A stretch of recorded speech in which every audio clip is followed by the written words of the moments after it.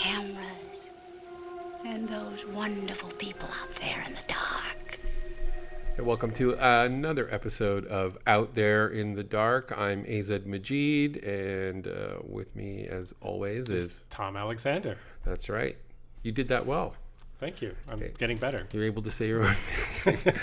He's come so far since the accident. Okay, well, today we're going to be doing the first in a series that sort of a sub-series of the show. And periodically we'll do this, like just pick a film from, out of the past that we consider to be criminally forgotten. And so that's the name of of this sub-series that we're doing.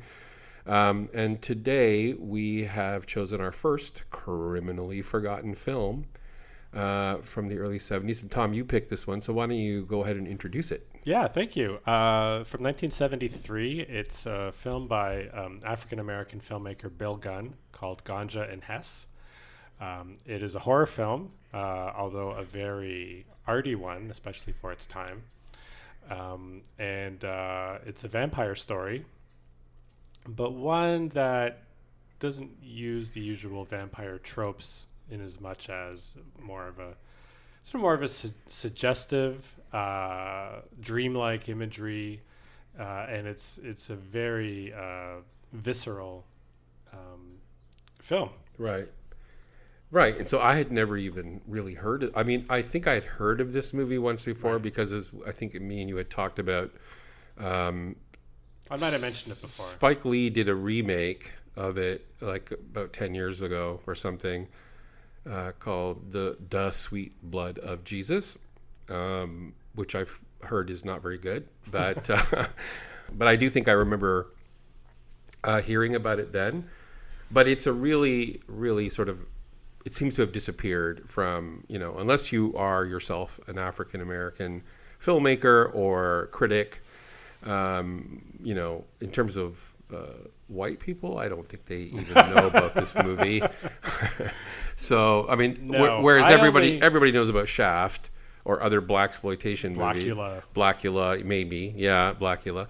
But this one, yeah, it has a really weird history, like the way it was made, and Bill Gunn is a really interesting figure in the African-American filmmaking group, and I think there's a lot to talk about in terms of why a movie like this would not be remembered or more celebrated.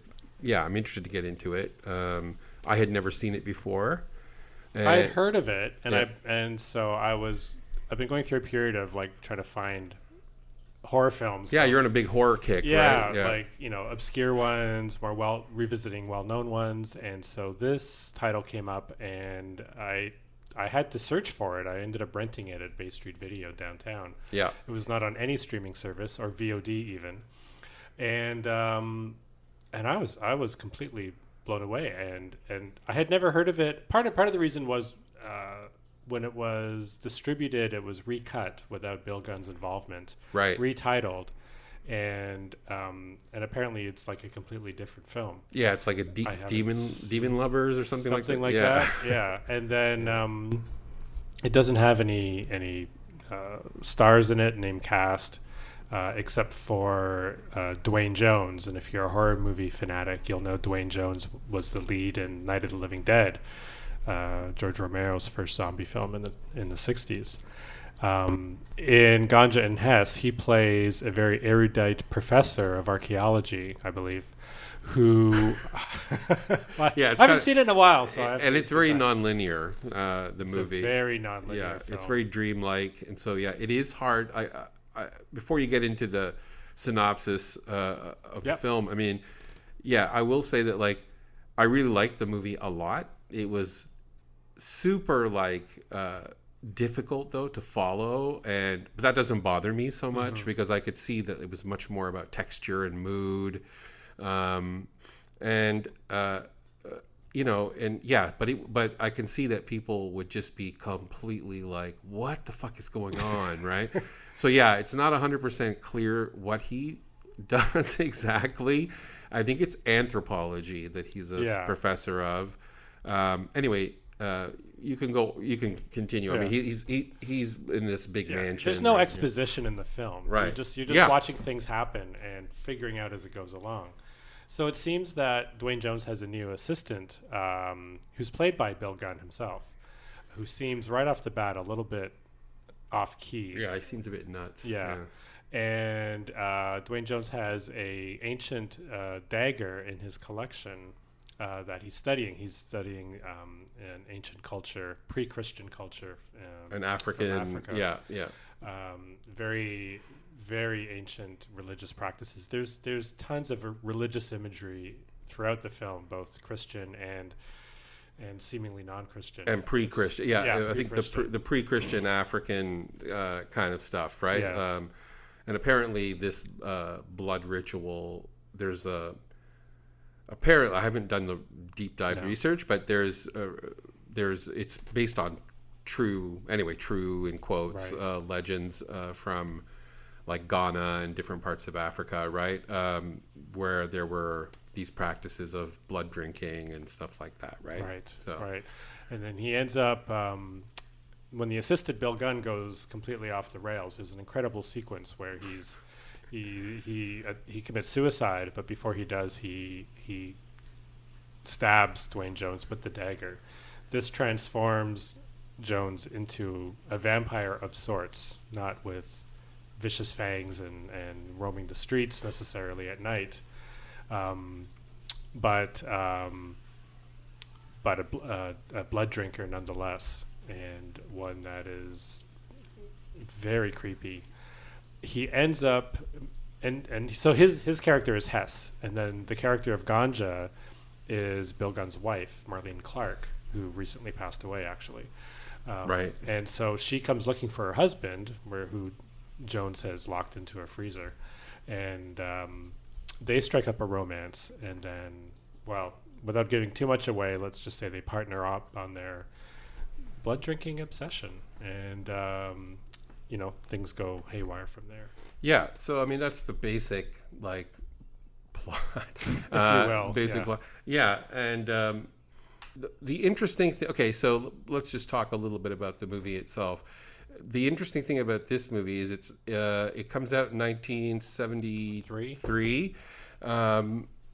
It was, from my understanding, what happened was there was a movie that was released before this one called Blackula, about a black vampire. I think most people have heard of it if they haven't seen it. I saw it when I was a kid. I loved it. I loved it too. It was always on City TV. But what happened was that one was directed by a white director. Is it Jack Hill? Is that right? Yeah, I believe so. And it did really well. Yeah. And as soon as something does really well, right? What do the studios do? They want another black vampire movie, right? So I think what happened was Bill Gunn I think he had been known as a writer. And I believe he wrote that movie, The Landlord. He did, yeah. Which is a Hal Ashby movie, and quite a good one, right? A little dated, but I haven't seen it. And so he kind of was known as a screenwriter. He did a few other things I can't remember off the top of my head, but he was a really smart, sophisticated kind of guy. And when they asked him to make this this vampire movie, he was like, yeah, okay, I'll do it, right? But what he did is he did this tricky thing that artists used to do all the time, and now they don't do it anymore because, I don't know, there's no way to do it. But he just sort of said, well, here's my script, and he gave them a regular kind of straight-ahead script. And then when they okayed the movie, he went and just threw that all away and just did this kind of very impressionistic, dreamlike, very non-linear, strange, greasy almost at times. It's a very visceral, very sweaty visceral film at times. And me and Tom, I showed Tom an article I found, and we both were really impressed with this article. So we'll post it on our Facebook page. but it's a really, really in-depth article. It's called The Uniqueness of Bill Gunn's Ganja and Hess by Donato Totaro. And this is the first time I think I've really heard this term, and I think we wanted to talk a little bit about it because this is the kind of movie this is. And Totaro says in this article that this is an example of haptic filmmaking, right? And for people who want to know what a description of that is, haptic means basically touch, like other senses more than the eye. Yeah, right? More other senses more than sound and vision. Right. So that what's happening in the film gives you like tactile or a scent. Yes, like an olfactory or texture. Yeah. I mean, one of the most obvious examples to me when I was reading about haptic filmmaking was the Texas Chainsaw Massacre, which I seem to reference every time I talk about movies to anybody. I don't know why. Sorry about that. Because you're a serial killer? I'm psychotic. Yeah. But, I mean, as anybody who watches Texas Chainsaw knows that it's the most... You can smell it. I mean, you can feel the it. Sweat, the grease, the gore. It's tactile. Yeah. I find this with Nicholas Roeg films as well, that there's a whole other like sensory thing happening. Like in Don't Look Now, it's like you can smell the rotting wood of the canals of Venice. Yeah. In Performance, it's like you can smell like Mick Jagger's BO in the room. It's well. Anyway, that's what I thought. But the writer of this article talks about haptic filmmaking in the context of African-American filmmaking as something in a different style than the traditional Western Hollywood filmmaking, and how that, gives it a more textured, layered feel outside of the usual norms. Yeah, and I think that what's interesting about that for me is that there's an old, like Freud talked about this idea of scopophilia, right, which is the pleasure in looking, and the idea of the gaze, right, which is again very much about the erotic pleasure of looking, right, and we tend to over emphasize vision as a way of constructing meaning, understanding things, and of course cinema being a visual medium, right? But people tend to forget about how cinema itself is just very limited in terms of what it can what kind of total immersion you can have. So haptic filmmaking to me is an attempt through sound, visuals, lighting, composition, mise en scène, all that stuff that tries to get beyond just the visual, right? And like you said, Texas Chainsaw is definitely a good example.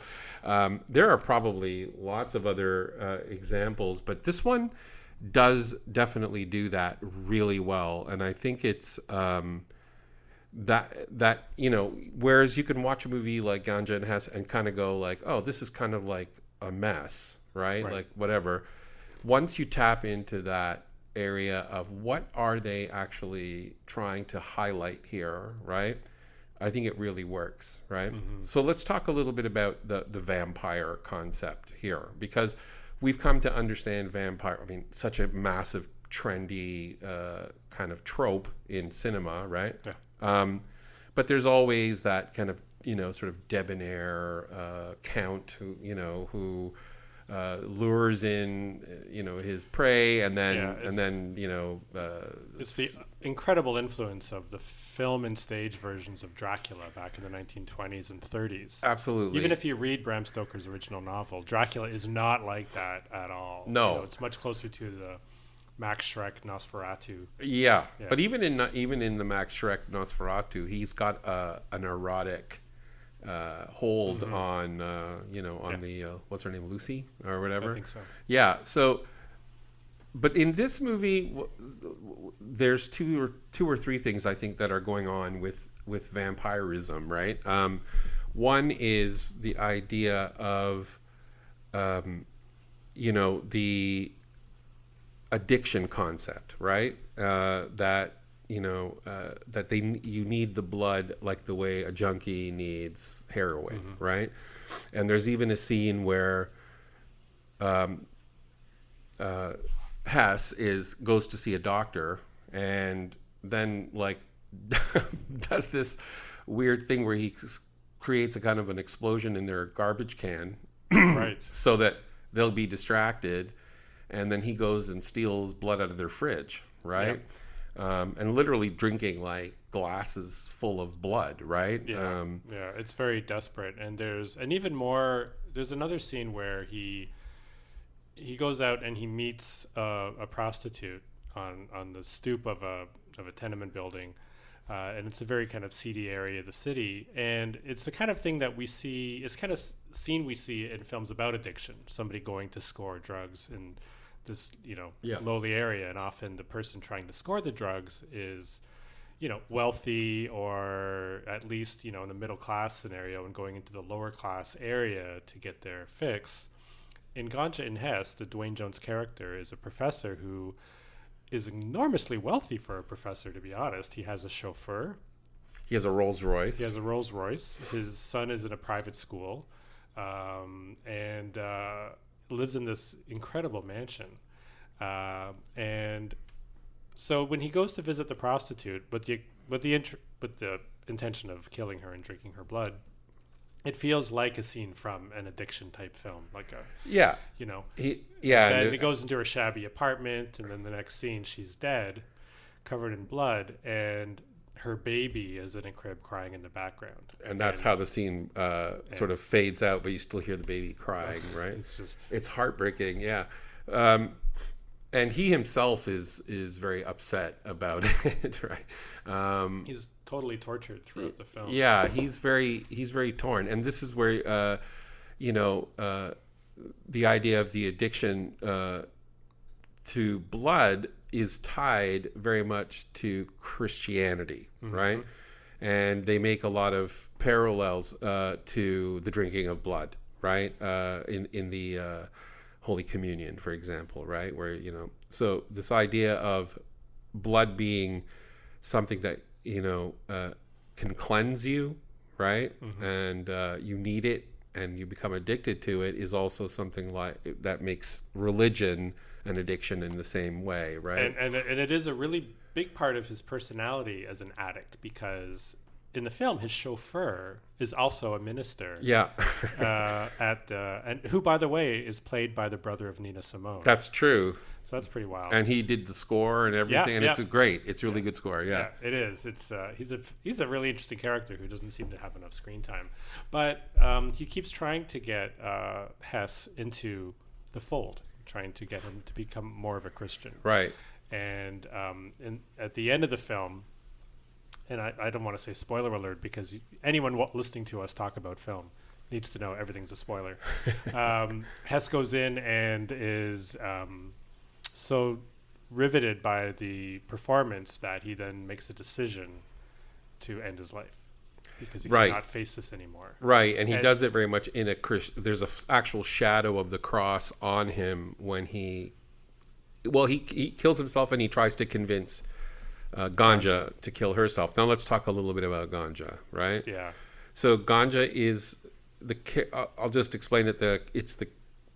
The character of Ganja is the wife of the assistant, who was played by Bill Gunn at the beginning of the movie, who commits suicide, right? In the bathtub, right? Or just outside the bathtub. She comes looking for her husband and winds up in a very strange... This is the other thing, like the logic is illogical, right? She basically is introduced in this fantastic way where you don't see her face. She's calling from a phone booth. She calls through to him, to Hess, and says, "Well, I'm looking for my husband. He came to be your assistant." And he says, "Well, he left," right? And then she says, "Well, I got no place." She's very right away. She's very It's very driven, strong-willed, and very like takes no shit, right? Kind of character, which is very unusual for that time, right? And especially with a black woman, right? Yeah. And she's like, well, can I just stay with you for a couple of days because I got nowhere to go, right? It almost feels like she doesn't seem terribly aggrieved that her husband is missing. No, and that's the thing.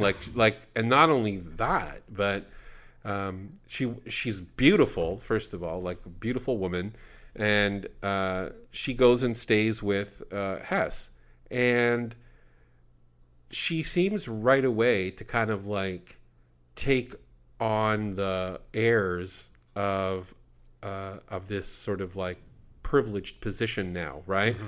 Like she starts treating his butler like pure garbage. That's a great right? scene. Yeah, that breakfast scene. Yeah, and she's like, like giving him shit and talking down to him and all this stuff, right? And it's kind of gross, but at the same time, you understand that this is kind of like her, her thing where it's like, well,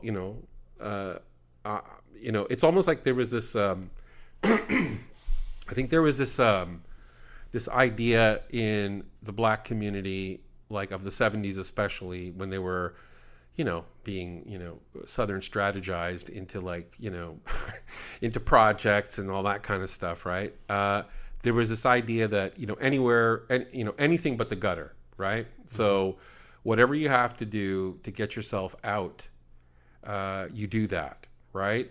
So, that's why you have a glorification of the pimp character, who's both a kind of obviously like an exploiter, but drives up to the projects in a Rolls Royce, fancy clothes, and, throwing money around. And all the little black boys in the neighborhood in that group were like, I want to be like him. Right.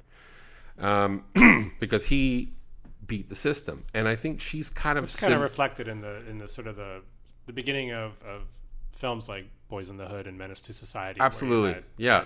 Children looking up to the drug dealers. And I did I mean, this is very true because I did a story when I edited a story when I was at Sex TV years ago about the Players Ball, right? Which is a big giant to do for pimps and players, right? Oh wow! And where is it?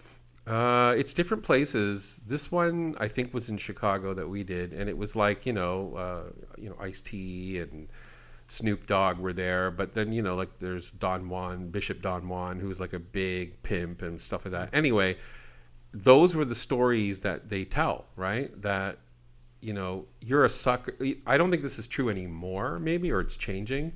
But the idea of the trickster figure in black folklore is huge, right? The character who can use language and manipulation to kind of get themselves up, and out of the gutter is very much like I really see Ganja in that mold. Have you seen Tuki Buki? No.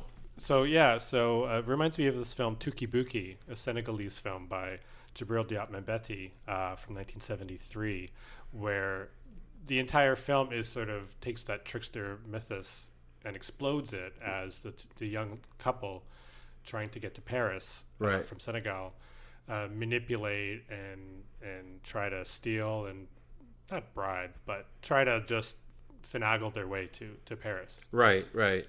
So yeah, I mean, I think there's that figure for sure, and it even goes back to slave stories, where there's this figure called the signifying monkey, right? Mm. Signifying meaning using language in a coded way, right?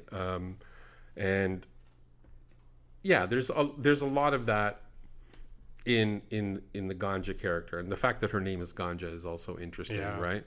I mean, she's like the addictive drug, right? And what's fascinating about her character also is, okay, so here very progressive female character in the sense that she has her own. First of all, she's not even introduced in the movie until about 40 minutes in, right? Yep. And then when you are introduced to her, she comes into the picture in a way that seems like she both belongs and doesn't belong, right? Like she kind of intrudes into this guy's life. It's a very invasive presence. Who really messes everything up for him. Yeah, but and oddly, very strange, and it throws a whole different read on the film after it's done, is she discovers her dead husband in Hess's basement, right? And she stays there anyway. And doesn't say anything about it. She mentions it, but it's not like she gets super angry. It's like she kind of gets it, right?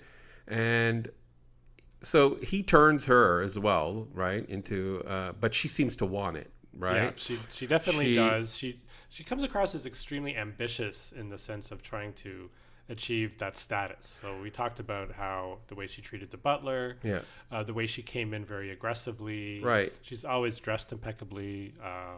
She's really looking out for number one. Yep, totally. Again, something that goes against the typical female roles, in both white and black cinema, of the female character being there to support the male in their endeavor, right?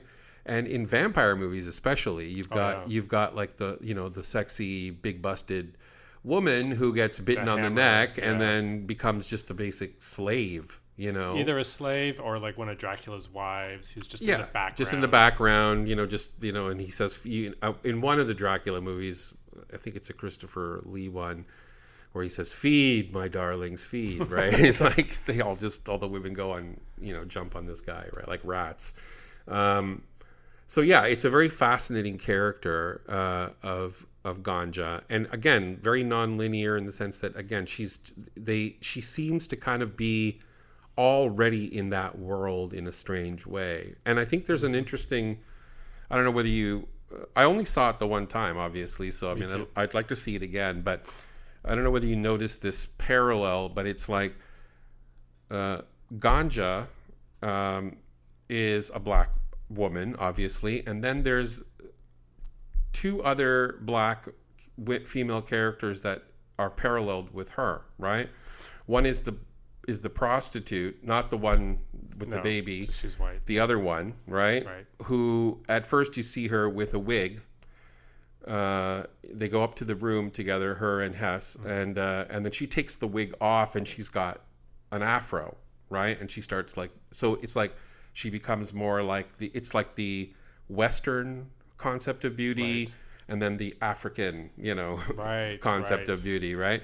And it's funny that because he's black, she takes off the wig and she's just like which she otherwise would not have done. Yeah, and then the other interesting thing is Hess has flashbacks or strange visions of an ancient African queen and her followers as they walk through like a sort of a forested or wooded area, and with her with a very big headdress on and stuff like that.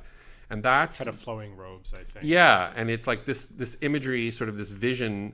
You understand that maybe, okay, because he's an anthropologist and he's been studying this ancient culture, right? This pre-Christian culture, which is a very important point in the movie because it's paralleled against Christianity. She's also paralleled with Ganja, right? As a kind of queen-like figure who would also be drinking blood, but also doing it to kind of become, and in the end, she does become the queen, right? She becomes the head of that household, right? But the contrast I thought with the flashbacks to the goddess figure was that the goddess figure seems much more like an Earth Mother type of, she's got, I think were there children around her? There were followers. I can't remember if they were children. It seemed a bit more benign as opposed, and to contrast with Ganja's ruthlessness as a, sort of an upwardly mobile person. Yeah, I think, I do think for sure. Ganja is ruthless, right? Absolutely. But the question becomes, for me anyway, and in light of the black sort of, his history in America, what are it becomes a kind of morally ambiguous thing for her, because again, it's like, what options does she have at that point, right? Black women like this is true about the actor as well. What's her name again? Marlene Clark. Marlene Clark, yeah. Because in one of the DVD sort of extras, she was saying how, or somebody was saying how, her being so beautiful actually was a real detriment to her career, because a beautiful black woman back then in the early 70s was a real threat, you know? And yeah, you always had to see like just like a regular looking black person, you know, like a woman who couldn't be sexualized in that way, right? Or even like a Pam Grier, I guess probably the most successful like black actress of the time. Right. Felt was more like a superhero almost, you know. Yeah, well, I mean, and wasn't like a real character. Yeah, exactly. But I mean, Pam Grier, you know, because she looked a little bit like a Russ Meyer character, you know, in terms of her look. I couldn't see her breaking out into like mainstream film at that time. I mean, yes, Tarantino used her in Jackie Brown, but that was sort of like typical Tarantino. Yeah. But Marlene Clark, she has more of like what you would call like, I don't know, somebody like Halle Berry or something, that kind of beautiful look. Yeah. If the times were different, you could imagine her being a much bigger star, right? Yeah, and it's a terrific performance. I mean, really powerful. She's great. Yeah. She's great. And I mean, she's like the star. She is the kind movie. of the star, because he's kind of quiet anyway, right? So yeah, I mean, I think you're right. She is kind of the star of the movie. Yeah, she's pretty amazing. But yeah, I don't remember what the context of why she's amazing. She just is. Just the fact that, you know, times are so different that you see how many people's careers were just, you know, completely ruined by the, you know, the racism and what was acceptable in black cinema back then, right? You know, like people were happy to accept any movie about criminality in the black world, right? But anything, and even something like Shaft or Superfly or whatever, like they were action movies, you know, largely, you know, somewhat superhero type movies, and they still dealt with criminality, drugs, prostitution, street crime. That seemed okay for blaxploitation. The only other movie that I can think of that kind of reminded me of this one at the time was Sweetback's Badass Song, which has a similar. I haven't seen it. Oh no! Oh yeah, you should see it. It's got a similar non-linear kind of quality to it. Bit more art. You can see there's an art sort of cinema thing happening there, and that's a really interesting thing that we should maybe move on to with Ganja and Hess. You know, Bill Gunn, the guy who wrote and directed this movie, really interesting guy, really smart guy, really educated, you know, sophisticated guy, and really kind of mirrored in the Hess character, I think. And I've read this other places, that his whole thing was to show a totally sophisticated, educated, rich black man living in a mansion in a Rolls Royce, in a way very separated from the streets. Yeah. Right? He seems quite separated from everything. He's separated from everything. Friends. Yeah.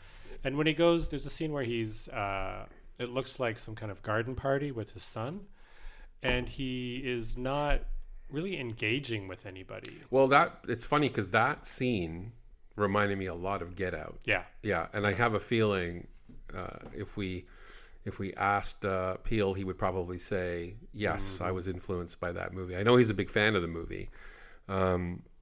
So yeah, and not only that, but every kind of stereotype about black people in the early 70s is really kind of turned on its head in this movie, because even that scene you're talking about with his son, first of all, the idea of father and son in the black African-American community is like there is no father, and right? They're speaking French, right? So he sends his son to a boarding school in Paris, which what I loved about this movie too was how subtly it talked about the history of black people in America, very subtly. Like, do you remember there's a scene with Bill Gunn when his assistant is there with him at the very beginning, and he goes outside and he sees that you just see his legs dangling from a tree. He's up and sitting in a tree, and right beside that is a noose.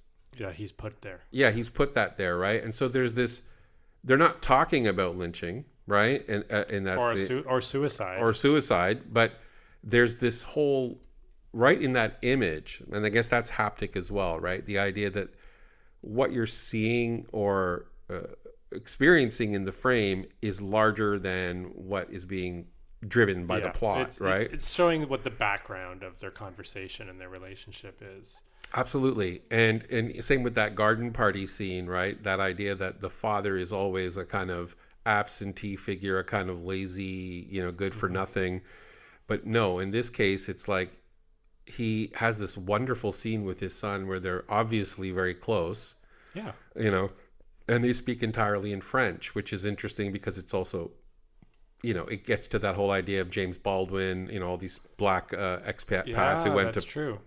Josephine point. Baker, the whole thing, right? And it's another level of separation from the other guests at the party. Exactly. Who don't understand what they're saying. Yeah. And interestingly enough, just as a side note, one of the biggest fans of this movie, because it did play Cannes Film Festival in the early 70s, right? And it did well there in France. And one of the big supporters was Josephine Baker, right? And she actually literally went on a bunch of radio shows and talked about how great the movie was, right?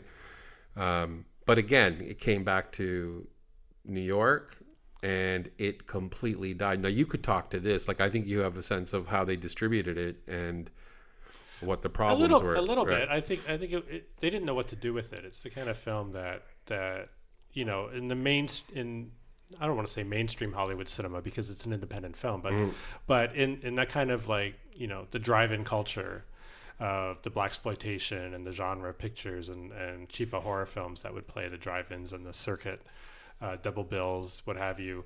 It wasn't something anybody knew what to do with. Yeah.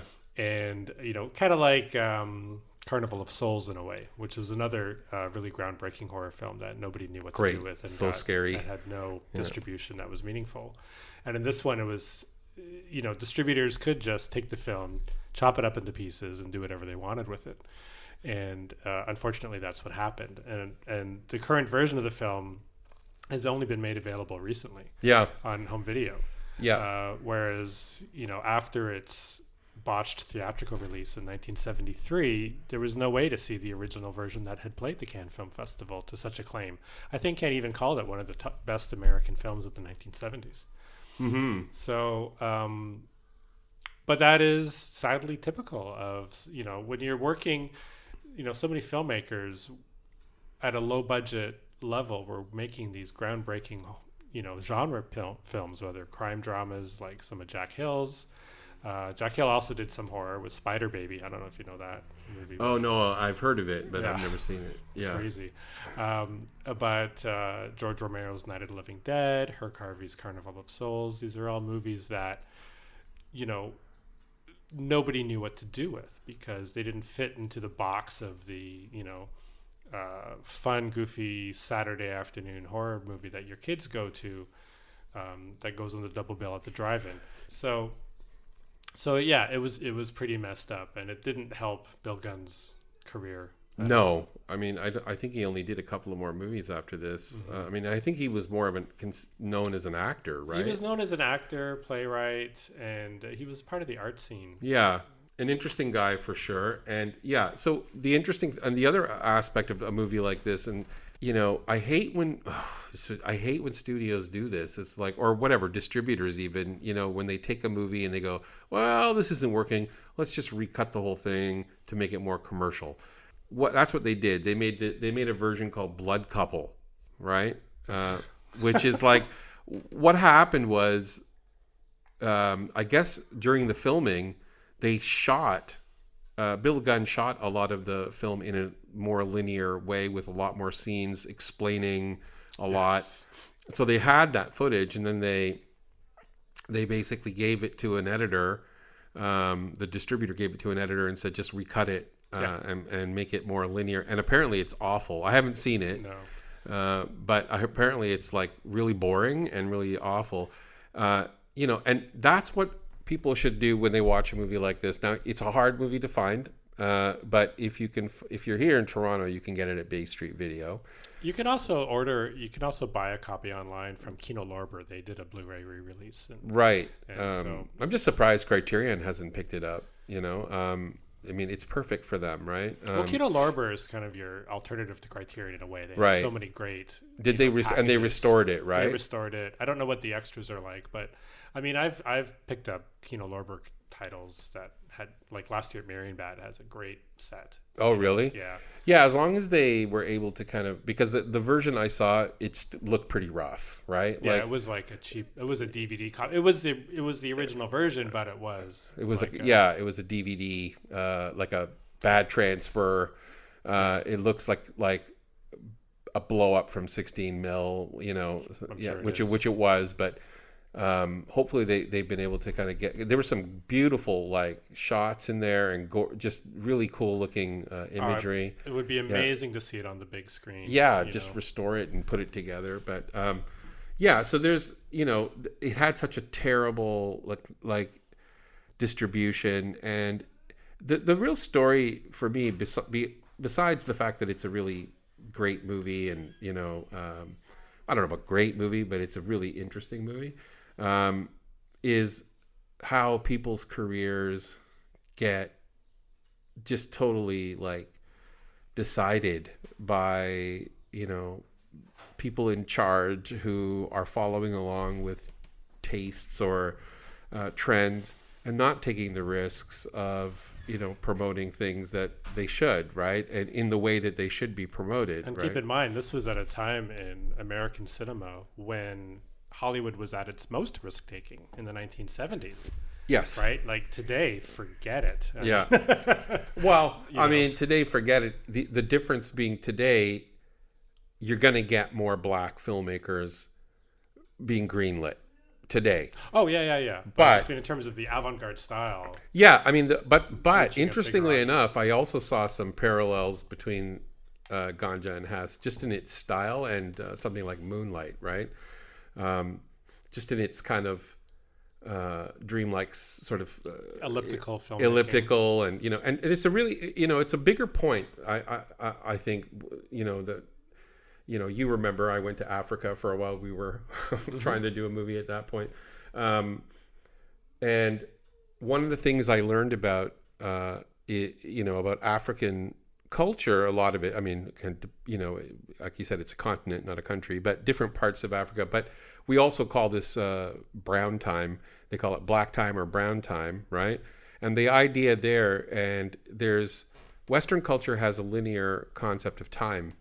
You know, one thing follows after the other. It's teleological. It's towards a particular goal or kind of endpoint. Whereas, you know, a lot of like brown countries, black countries, they do not have a linear sense of time. So the movie very much plays with that. Mm-hmm. And it's called polychronic time as opposed to monochronic time, right? And so polychronic time is where, you know, like here, like a good example would be if I say to you, Tom, let's meet up tomorrow at 12 at, you know, at Starbucks, right? And you get there, 12 comes and goes. It's now 1, right? You don't hear from me, whatever. You're going to get really pissed off at me. You're going to say, we had a fucking time and my time is important, blah, blah, blah. Brown and black time, they don't do that. So if you said, I'll see you at 12, everybody understands it's possible I'll see you at 12. So you'll go, you might show up for 10 minutes, then you'll meet somebody else and you'll go off somewhere and you'll do something else. Now, people don't like this here. But that's that's the kind of time, because time it's more like I'll catch up with you, right? Mm-hmm. Like there is no like, let's set a time in the same way. Of course, I'm exaggerating, but you know, I totally understand. Yeah. And that's where I think the haptic comes into it in a really interesting way, because memory, right? Memory is mostly, they've actually done studies that show that memory, the biggest trigger for memory is smell, right? Smell and hearing even more than visual, right? Absolutely. So I think that's what African-American filmmakers like this one, like Bill Gunn, is trying to play with, right? Is this idea of non-cyclical time as a kind of sense memory, right? And that gets back to the body of Black people in America, and then the pre-Christian African roots thing, right? Is like a kind of call towards, living in that kind of way, right? As opposed to the Christian way, which leads to his suicide, right? Because that makes logical sense for that mythos and for that kind of linear storytelling. Whereas for Ganja, it doesn't make sense, because it's like she's just going to keep recycling everything over and over, right? And that's like the polychronic approach. And I think a lot of filmmakers do that. Moonlight is similar, like you were saying. Well, another film that this might have an influence on, it's hard to say because I don't know how many people have seen this film. Obviously, Spike Lee and a lot of Black filmmakers definitely know this film. But much of it reminded me in a very expressionistic way of Daughters in the Dust, the Julie Dash film from I think 91. But going back to the haptic filmmaking, it's very tactile, and you certainly get that from this film as well. The sense of you see these artifacts in his home, in this mansion. You feel like you can touch things somehow. And this is also, and in Daughters of the Dust, you see all of this foliage and fabrics that people are wearing, and it's like it's so lush, and you feel like you can, feel that silk in your fingers. Yeah, and even in this one, in Ganja and Hess, when he, in the very beginning, when Bill Gunn's character commits suicide, that's when you first see the Hess character drink blood, and it's very, very disturbing the way he does it. I think he just licks it off the he bathroom sort of floor, slurps it off the floor, and it's a very tight close-up on his lips.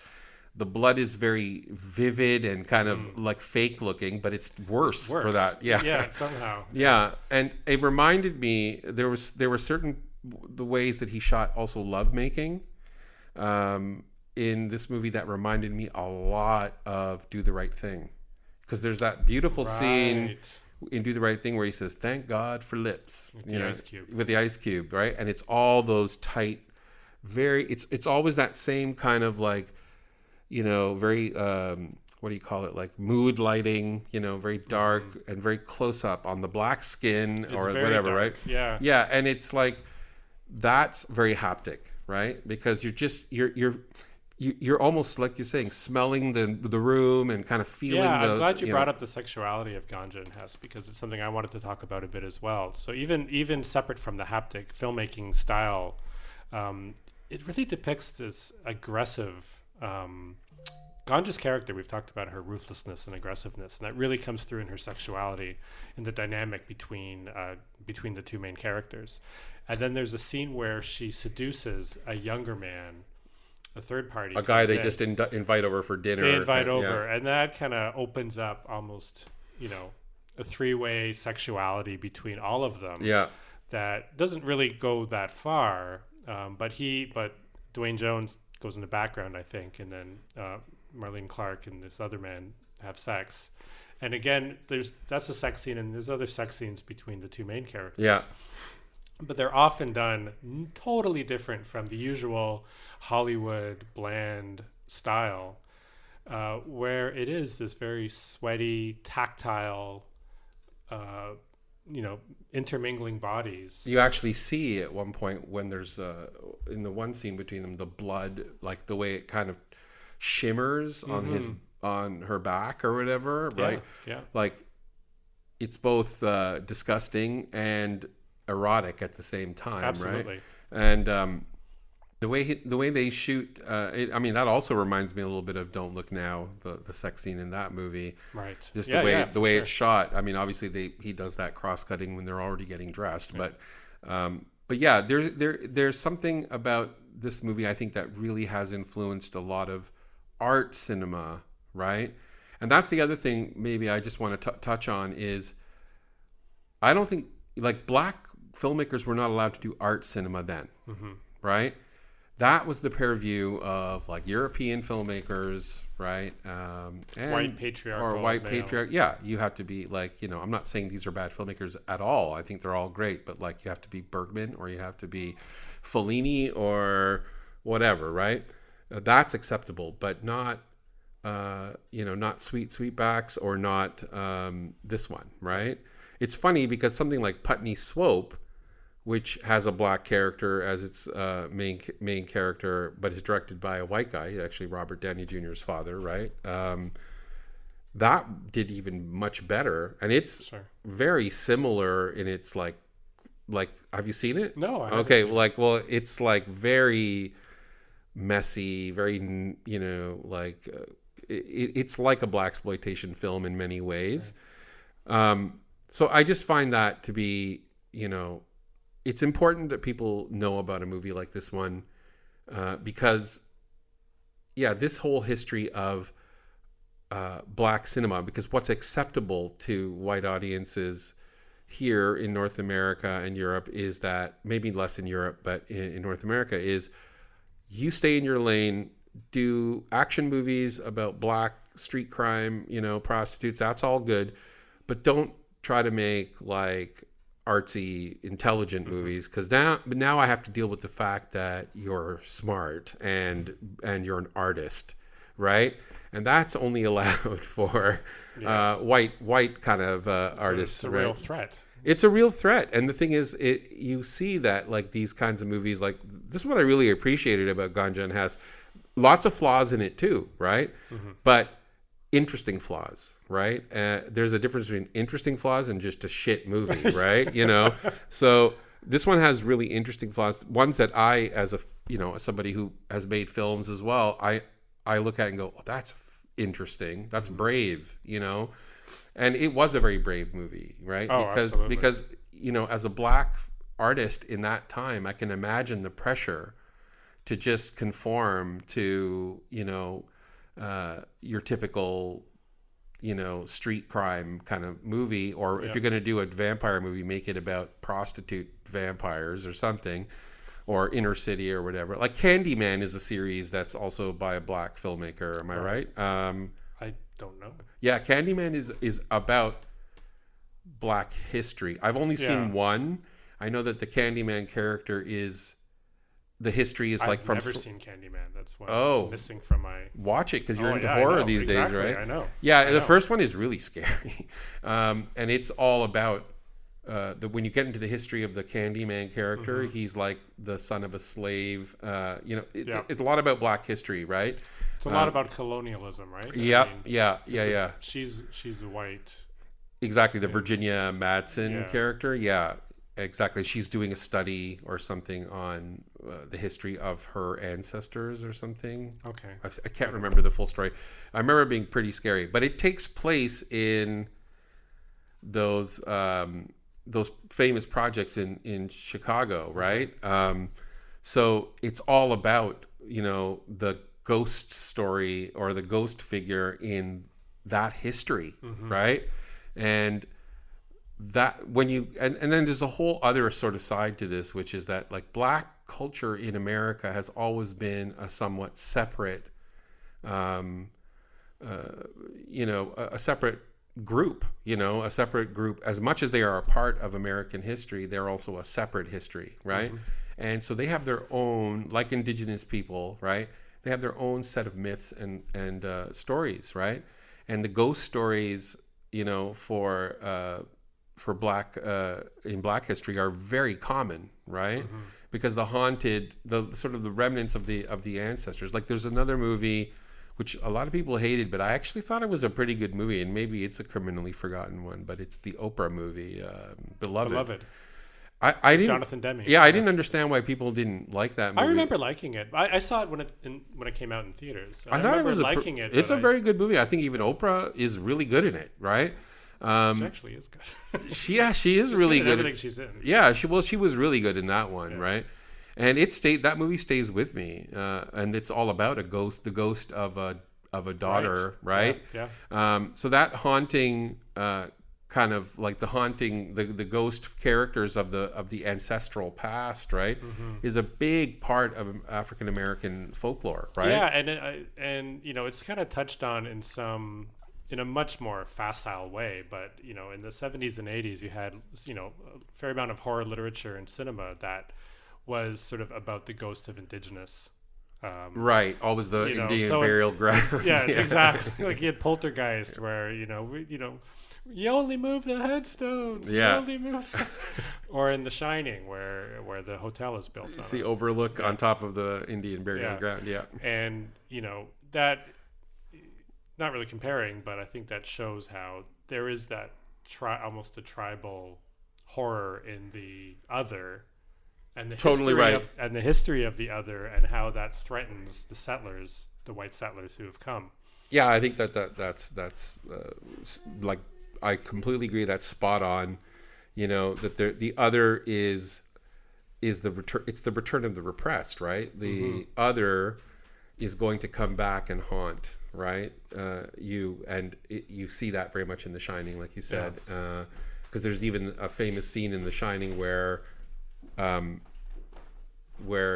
bartender, the fake bartender, says the N-word, right? He says, "There's somebody." It's not the bartender. It's Grady. It's Grady, the old caretaker. The old caretaker who murdered his family. Right, and he's in the bathroom with Jack Nicholson, and he says, "Somebody's trying to contact your son." Yeah. And he says the N-word. Yeah. And it's a very pointed use of the N-word at that point, because it shows that these people are the people that we put out in order that we could have this life, right? Yeah. So the other is returning again, right? And and there's a lot of that in Ganja and Hess, the tribal other, right? The return of the repressed. And the way he plays the Christianity and pre-Christianity, to me, is fascinating, because it's very accurate in terms of how Christianity, is a blood-soaked religion, right? Yeah. That causes, this othering to happen, right? And it's ironic that the Black community I think he's critiquing that the Black community gets so stuck on it. Really, thank you for recommending this movie. I really, really enjoyed watching really glad it. You liked I love it when good friends of mine who have, mostly good taste in movies. I love it when people, recommend a movie like I've never even heard of, and it turns out to be a really interesting experience. That was a great discovery. It was. It's great, So we'll do more of these. We have a whole list. I think we're building a whole list of. We're building a list, but to our loyal listeners, if you have any suggestions for the Criminally Forgotten series, please comment send them in anywhere that you listen to our podcast. Yeah. Okay, so you can find us at facebook.com/OTDpod. OTD Pod on Facebook. And if you want to, just write to us. Tell us if there's some movies that you've thought of that are criminally forgotten. We'll definitely try to cover them. Okay. Wonderful. Okay, well, see you next time. Thank you, Azed, and we'll see you all out there in the dark.